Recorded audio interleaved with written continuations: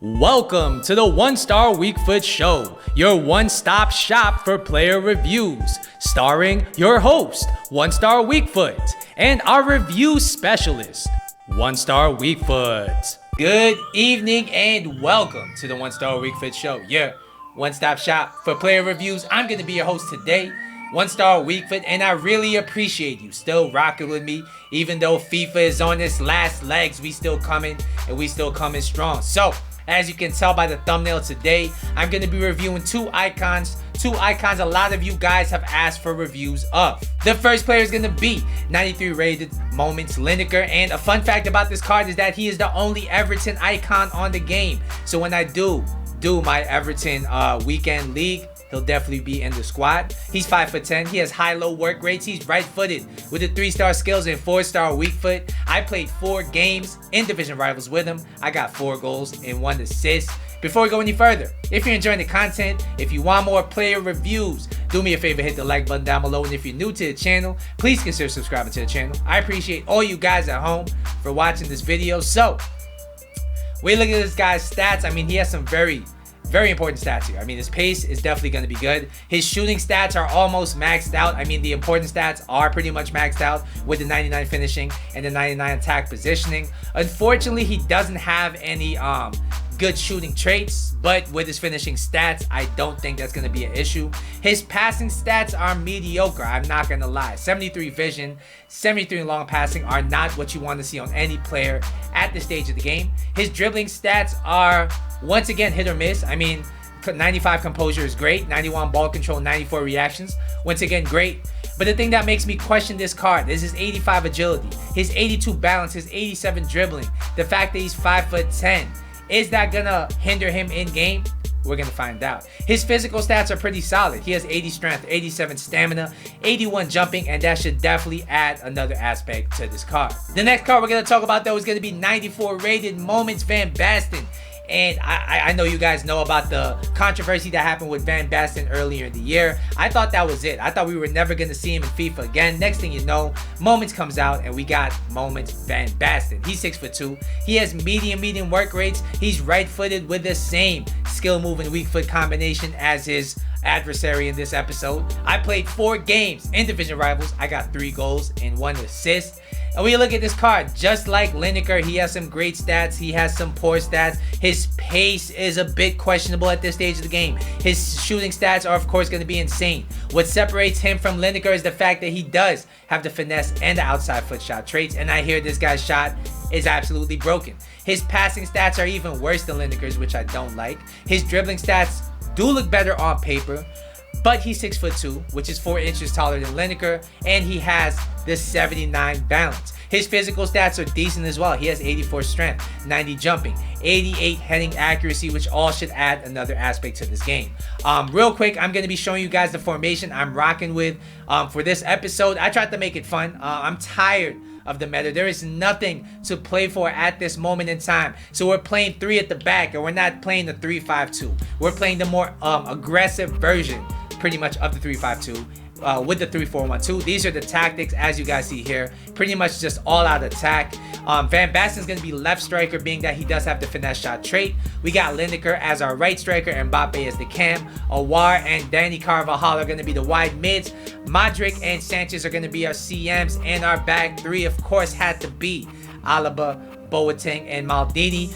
The main purpose of this episode is number 1, just to have a little fun, and number 2, to see which card is better between these 2 cards because they're about the same price, and also to see if they're still viable at this stage of the game.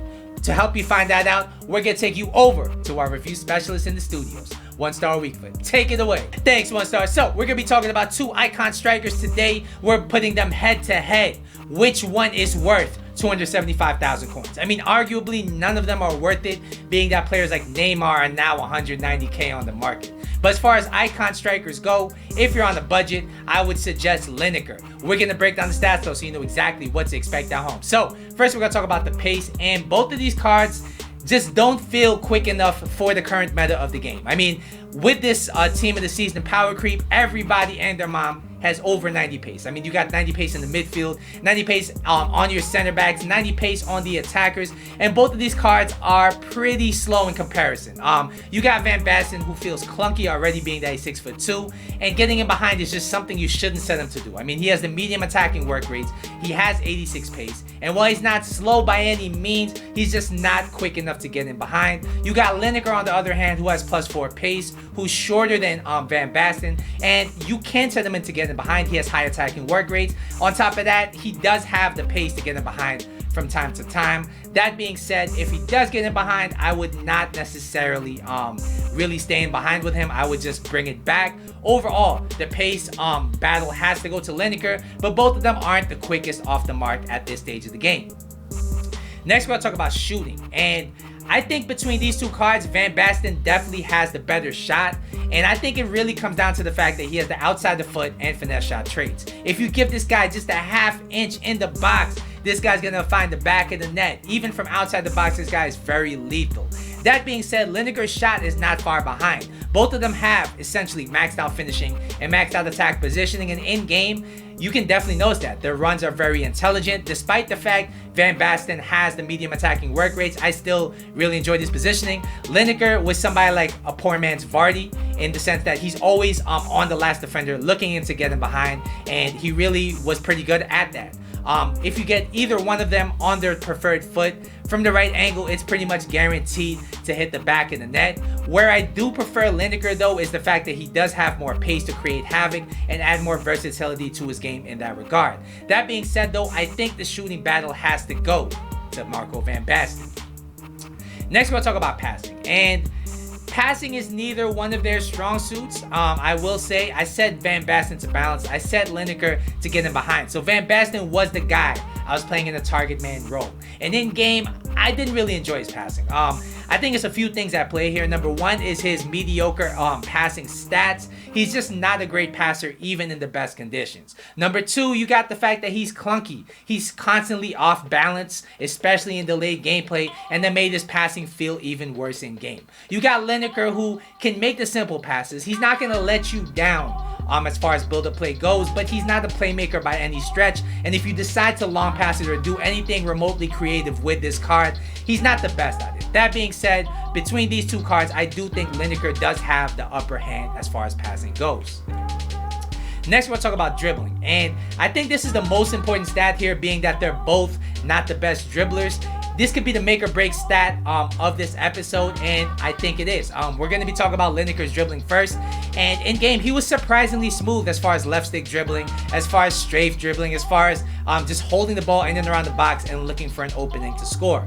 That being said, his skill moves, you know, being that the 3-star skill moves are pretty mediocre, and when he does execute certain skill moves like the L1 fake shot, like the heel to heel, he doesn't have quite the ball control to keep possession 100% of the time. Comparing him to Van Basten though, I think it's night and day. Van Basten in the lane gameplay is just way too clunky for the game as it's currently constructed. He just doesn't really have a good first touch. He's not that great at pulling off skill moves. He's not even that great at left stick or L1 dribbling. He's pretty much limited to somebody that can shoot, and that's it. You got to set him up. He can't set his own shot up, and therefore I got to give the dribbling to Gary Lineker. Next, we'll talk about the physical stats here, and I do think Van Basten definitely has to get the upper edge. I mean, number one, he's bigger, he's taller, he's stronger, and in game you definitely notice that. And I do think Van Basten's best attribute in this game, aside from his shooting, is his physical. He's pretty big. He doesn't have the highest strength, but because of his body type, because of his weight, because of his stock, he is able to hold up play pretty nice. He does tend to win a lot of headers, so if you need somebody to knock the ball up to, he's very good at that as well. Lineker, in comparison, feels like somebody who's 5'10", has a little bit of strength to him, but really shouldn't be a target man. His shielding is not as effective as Van Basten. He's not quite as good in the air as Van Basten. He's somebody who can hold his own, nothing more than that. Therefore, I got to give the nod to my boy, Marco Van Basten. Alright guys, so what's the final verdicts on these cards? I think both of these cards are definitely usable in the weekend league if you're not looking to sweat it out really hard. But that being said, I do think Van Basten will let you down in the late gameplay. This guy's just too clunky. Even in smooth gameplay, this guy's still just too clunky with the meta that's currently constructed on this game. That being said though, he does offer some good things. He's an incredible shooter. I mean, his finishing is amazing. Probably one of the best finishers on this game. His shielding ability is very nice. His dribbling and passing will let you down though, and his pace is not that great. We got Lineker on the other hand, who does a few things very well. His pace is good enough, barely in my opinion, to be a getting behind striker on this game. His finishing, like Van Basten's, is extremely clinical, and he does have quite enough dribbling to hold his own. Nothing more, nothing less. His strength is not that great, but it does hold his own. And his passing, once again, not that great, but it is good enough to hold his own in the weekend league, I believe. So overall, if I had to give you a recommendation of one of these cards, I would give you the recommendation of trying Lineker out. I do think Lineker is still a viable card at this stage of the game.